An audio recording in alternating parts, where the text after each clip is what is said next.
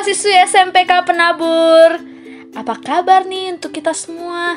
Apakah kalian semua senang? Sedih? Bete? Emoji apa nih yang cocok dengan wajah kamu sekarang?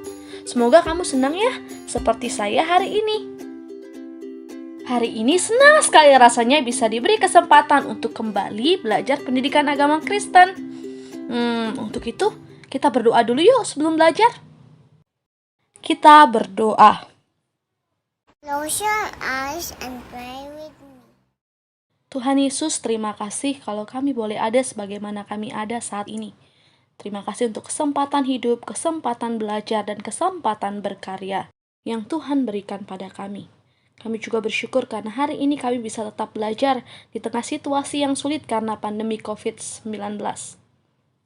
Kami berdoa untuk proses belajar dan mengajar secara online yang akan kami lalui ini. Kami berdoa untuk Bapak dan Ibu guru yang mengajar-ajari kami. Berikan kepada mereka semua kekuatan, kesehatan, kemampuan untuk mengajari kami di situasi yang menyulitkan ini. Berikan pula pada kami kesetiaan untuk belajar di tengah kondisi ini, agar dimanapun kami belajar dan mengajar, nama Tuhan dimuliakan. Dalam nama Yesus Kristus Tuhan kami berdoa. Amin. Anak-anak, beberapa minggu yang lalu kita belajar tentang menjadi garam dan terang dunia. Menjadi garam dan terang berarti kita siap untuk mewartakan firman Tuhan dimanapun kita berada. Kita juga pernah belajar tentang tokoh-tokoh yang ada di dalam Alkitab. Yesus sebagai guru setia mengajari murid-muridnya. Selama 3 tahun lamanya, para murid belajar langsung dan hidup bersama Yesus. Seperti yang kita ketahui bersama, murid-murid Yesus memiliki latar belakang yang berbeda-beda. Semua tidak sama. No, God! No, God, please, no! No! No! No! Jangan marah. Justru, perbedaan itulah yang menguatkan para murid. Nah, beberapa perbedaan mereka diantaranya, mereka bukan dari daerah yang sama. Pola pikir mereka juga berbeda-beda loh. Itu sebabnya cara mereka membawa diri pun berbeda-beda. Banyak perbedaannya. Nah, hari ini kita akan belajar tentang 2 orang di antara murid Yesus, yaitu Petrus dan juga Andreas. Kalian penasaran? Sama, saya juga. Yuk, kita saksikan saja video yang satu ini.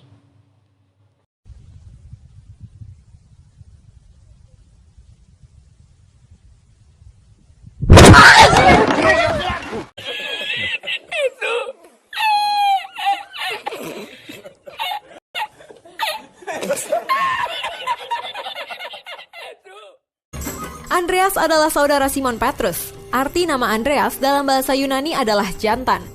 Sangat menarik bahwa nama Andreas atau dalam bahasa Inggris Andrew berasal dari bahasa Yunani, bukan dari bahasa Arab. Andreas adalah murid pertama Tuhan Yesus. Sebelumnya, ia adalah murid Yohanes Pembaptis. Kepadanya Yohanes Pembaptis memperkenalkan Tuhan Yesus sebagai anak domba Allah. Kemudian ia mengikut Tuhan Yesus dan membawa Petrus saudaranya kepada Yesus. Setelah itu, bersama dengan Petrus, ia dipanggil menjadi murid sepenuhnya.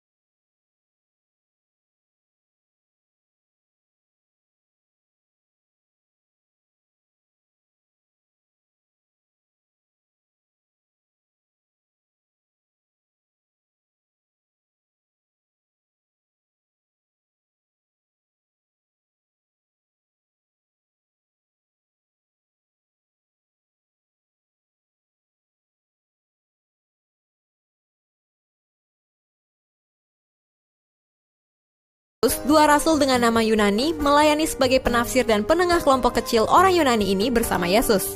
Andreas dikenal sebagai penginjil mula-mula. Tidak heran jika ia disebut sebagai penginjil nasional dan internasional yang pertama. Seperti apa akhir hidup Andreas dan bagaimana kisah kematiannya? Menurut tradisi, Andreas menghabiskan tahun-tahun terakhir hidupnya di Skythia, bagian utara Laut Hitam. Tetapi sebuah buku kecil yang berjudul Acts of Andrew, kemungkinan ditulis tahun 260 Masehi, menceritakan bahwa ia memberitakan Injil terutama di daerah Makedonia dan mati martir di Patras, Yunani. Pada abad ke-15, menurut sejarawan agama Dorman Newman, Andreas pergi ke Patras di Yunani bagian barat pada 69 sebelum Masehi, di mana gubernur Roma, Aegeates, berdebat tentang kekristenan dengan Andreas. Aegeates mencoba meyakinkan Andreas untuk meninggalkan kekristenan atau pengikut Yesus, sehingga ia tidak perlu menyiksa dan mengeksekusi dia. Tapi ketika itu tidak berhasil, rupanya ia memutuskan untuk memberikan Andreas siksaan. Andreas dicambuk dan kemudian diikat dan dipakukan ke sebuah kayu salib berbentuk huruf X, sehingga ia akan menderita untuk waktu yang lama sebelum meninggal. Andreas tetap terikat di tiang gantung selama 2 hari, di mana selama 2 hari itu dia terus berkhotbah kepada orang yang lewat walau dia dalam posisi tergantung di sebuah salib X. Salib berbentuk huruf X, sebuah bentuk religius yang kini dikenal sebagai salib Andreas. Seorang pengikut Andreas yang turut menyaksikan hukuman Andreas menceritakan perkataan yang telah diucapkan oleh Andreas sebelum ia meninggal dunia, yang berbunyi, "Ternyata keinginan dan cita-cita saya bisa terkabul, di mana saya bisa turut merasakan saat-saat disiksa dan disalib seperti Yesus." Bahkan pada saat ia tergantung di kayu salib X dan sambil disiksa dengan cambukan, ia tiada henti-hentinya berkhotbah terus kepada orang-orang yang berada di situ 2 hari sebelum ajalnya tiba. Bangsa Skotlandia menjadikan salib Andreas ini sebagai lambang bendera negara mereka, karena negara itu mempunyai kisah legenda dan bersejarah berkaitan dengan Rasul Andreas. Demikian fakta Alkitab tentang Andreas. Wah, perjalanan hidup Andreas sungguh luar biasa ya. Sebagai garam dan terang, pelayanannya bisa kita renungkan dan kita pelajari bersama. Tokoh selanjutnya yang akan kita bahas pastinya nggak kalah keren dan seru, yaitu adalah Petrus.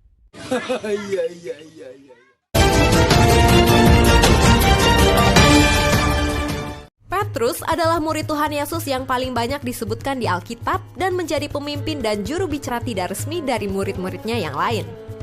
Nama asli Petrus adalah Simeon, nama Aram yang berasal dari kata Simon yang artinya mendengar. Dalam bahasa Yunani, Simeon adalah Simon. Petrus diperkirakan lahir pada tahun 1 sesudah Masehi. Petrus berprofesi sebagai nelayan sebelum ia mengikuti Yesus. Nelayan pada zaman itu adalah pekerjaan yang kasar. Kepribadian nelayan waktu itu dikenal berantakan, keji, berpakaian lusuh, dan sering menggunakan bahasa vulgar. Para nelayan dari abad pertama adalah laki-laki yang sangat jantan. Mereka penuh semangat dan memiliki emosi yang meledak-ledak. Mungkin karena itulah Yakobus dan saudaranya Yohanes disebut anak-anak guru. Kehidupan mereka adalah kehidupan yang kasar karena menangkap ikan merupakan pekerjaan yang sangat menuntut kekuatan fisik. Selain kasar, Petrus juga adalah seorang yang latah, cepat bertindak tanpa berpikir terlebih dahulu. Ia tidak pernah meniru gaya dan kepribadian orang lain. Keaslian yang dimilikinya merupakan salah satu modal dalam kepemimpinannya yang sejati. Sama dengan Andreas adiknya, Petrus juga adalah murid Yohanes Pembaptis sebelum pertama kali diperkenalkan oleh Andreas saudaranya kepada Tuhan Yesus. Kemudian ia dipanggil menjadi murid ketika ia sedang menjala ikan. Tuhan Yesus memberi Petrus nama baru yaitu Kepa atau Kefas dari bahasa Aram yang dalam bahasa Yunani disebut Petros atau Petrus. Nama Kefas dan Petrus mempunyai arti yang sama, yakni batu karang. Pemberian nama baru ini menyiratkan pribadi dan kepemimpinan Petrus atas murid-murid lain. Menurut tradisi, ucapan Yesus tentang nama Petrus yaitu batu karang merujuk kepada diteguhkannya kembali kumpulan orang yang percaya yang kuat dan dimulai dari Kaisarea Filipi sebagai sebuah komunitas atau gereja. Apa saja keunikan Petrus yang dicatat di Alkitab? Di antaranya adalah Petrus meninggalkan jalannya yang adalah penunjang kehidupannya, mata pencariannya, yaitu pekerjaannya dan penghasilannya untuk seluruh anggota keluarga. Meninggalkan orang tua dan saudara-saudaranya, bahkan meninggalkan mertuanya yang sakit-sakitan demi mengikuti Yesus. Mencoba berjalan di atas air untuk mendapati Tuhan Yesus. ingin mendirikan 3 kemah di atas gunung waktu Tuhan Yesus dimuliakan di atas gunung agar Yesus, Musa, Elia, dan dirinya tinggal di tempat itu. Tidak mau membiarkan Tuhan Yesus membasuh kakinya, menyombongkan kesetiaannya. Berani membela Tuhan Yesus dengan pedang dan memotong salah satu prajurit bernama Malkus yang menangkap Tuhan Yesus di Getsemani. Mengabaikan Yohanes yang ragu-ragu dan dengan berani masuk ke dalam kuburan Yesus. Ketika mengetahui Tuhan Yesus berdiri di pantai, ia mengenakan pakaiannya, lalu terjun ke danau dan berenang ke tepi karena tidak sabar menunggu perahu yang syarat dengan ikan untuk bertemu Yesus. Seperti apa kisah akhir hidup Petrus dan kematiannya? Setelah kebangkitan Yesus, Petrus dikunjungi secara khusus oleh Tuhan Yesus. Kemudian ia memulihkan kembali panggilan Petrus dan memberinya tugas untuk mengembalakan domba-dombanya. Kepemimpinan Petrus atas murid-murid lain dan gereja mula-mula semakin nyata ketika Tuhan Yesus telah naik ke sorga. Petruslah yang memimpin 120 orang murid yang berdoa menantikan turunnya Roh Kudus dan yang berinisiatif untuk memilih pengganti Yudas Iskariot yang berkhianat. Dan ketika terjadi pencurahan Roh Kudus pada hari Pentakosta, dialah yang tampil berkhotbah di hadapan orang-orang Yahudi sehingga 3.000 orang bertobat. Petrus juga yang memimpin para rasul dalam pemberitaan kabar baik kepada orang-orang Yahudi. Dan ketika Samaria menerima Injil, maka Petruslah yang bersama Yohanes yang pergi ke sana. Walaupun Petrus lebih dikenal sebagai rasul bagi orang-orang Yahudi, namun dialah yang pertama kali diutus Tuhan untuk memberitakan Injil kepada orang-orang non-Yahudi. Pada sidang para pemimpin gereja di Yerusalem, Petruslah yang pertama mendesak agar gereja menerima orang-orang non-Yahudi hanya melalui iman kepada Yesus Kristus tanpa perlu disunat terlebih dahulu. Petrus sering melakukan pelayanan ke kota-kota lain di luar Yerusalem. Ia pergi ke Lida dan Yope, Antioquia, dan mungkin ke Korintus. Hampir bisa dipastikan bahwa Petrus juga pergi ke kota Roma, pusat kekaisaran Romawi. Dan tradisi mengatakan bahwa di kota Roma lah ia meninggal bersama Paulus pada masa penganiayaan Kaisar Nero. Petrus meninggal dunia dengan cara disalibkan secara terbalik dengan kepala di bawah. Satu-satunya kisah yang dimiliki tentang kemartiran Petrus berasal dari penulis Kristen awal, Hegesippus. Kisahnya mencakup penampakan Yesus yang ajaib. Ketika Petrus sudah tua, Nero merencanakan untuk menghukum mati Petrus. Ketika murid-murid mendengarnya, mereka memohon kepada Petrus untuk melarikan diri dari kota itu, yang diyakini adalah Roma. Namun, ketika ia sampai di pintu gerbang kota, ia teringat apa yang dikatakan Yesus yang dicatat Yohanes dalam kitab tulisannya di Yohanes 21 ayat 18-19. Jadi, Petrus pun kembali ke kota. Setelah ditangkap dan dibawa ke tempat kemartiran, menurut Saint Jerome, ia meminta agar disalibkan dengan posisi terbalik karena ia memandang dirinya tidak layak untuk disalibkan dalam posisi yang sama dengan Tuhannya. Kuat dugaan bahwa makam Petrus terdapat di dasar gedung gereja Basilika di kota Roma Vatikan, gereja terbesar di dunia. Petrus meninggalkan warisan berupa kitab suci, yakni surat 1 Petrus dan 2 Petrus, yang diduga kuat ditulisnya dari kota Roma. Selain itu, menurut tradisi dan penelitian para pakar Alkitab, pengaruh Petrus juga sangat kuat di dalam penulisan kitab Injil Markus. Demikian fakta Alkitab tentang Petrus. Bagaimana setelah menonton 2 cuplikan tadi? Baik Andreas maupun Petrus melayani Allah dengan kesungguhan hati mereka. Sebagai murid-murid Tuhan, kita juga diundang untuk mewartakan Injil ke segala makhluk, ke semua orang dimanapun dan kapanpun. Kita adalah garam dan terang dunia. Itu berarti misi kita ke seluruh dunia. Kita dapat memulainya dengan menjadi garam dan terang bagi orang-orang di sekitar kita, bagi keluarga, teman, guru, dan semua orang di sekitar kita. Kiranya pembelajaran kita hari ini semakin menguatkan kita untuk terus berkarya dan melayani Allah dalam situasi apapun, layaknya Petrus dan Andreas. Tuhan Yesus memberkati kita semua. Dadah!